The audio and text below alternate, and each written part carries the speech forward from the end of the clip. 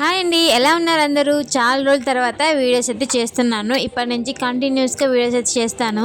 నేను chocolate business start చేసిన తర్వాత చాలామంది రిపీటెడ్గా అడిగే క్వశ్చన్ ఏంటంటే, కస్టమైజ్ చాక్లెట్ ఎలా చేస్తారక్క ఒకసారి చూపించండి అని. నేను టోటల్గా అయితే చూపించలేదు, కొంచెం అయితే బ్రీఫ్గా అయితే చూపించాను. అంటే ఎలా చేస్తారు ఏంటి స్టెప్ బై స్టెప్ ఇలా అయితే చూపించాను.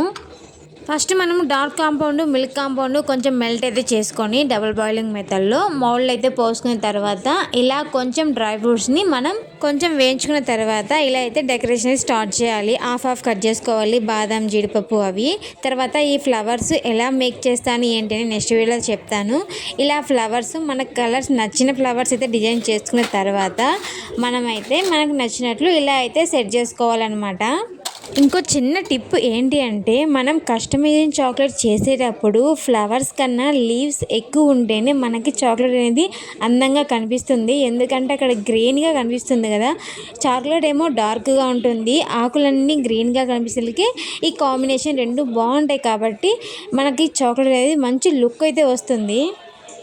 ఇప్పుడు మనము పిస్తా కానీ లేకపోతే సీడ్స్ కానీ ఇలా అయితే డెకరేషన్ చేసుకోవాలి, చిన్న చిన్న లీవ్స్ లాగా.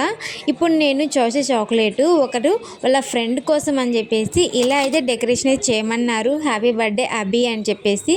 దీని కాస్ట్ ఎంత ఉంటుందో కామెంట్ చేయండి. ఇంకొందరు ఏమడుగుతున్నారంటే, కాస్ట్ని మనం ఎలా చేయాలి, ఎలా డిఫైన్ చేయాలి, ఎలా ఫైండ్ అవుట్ చేయాలి అని.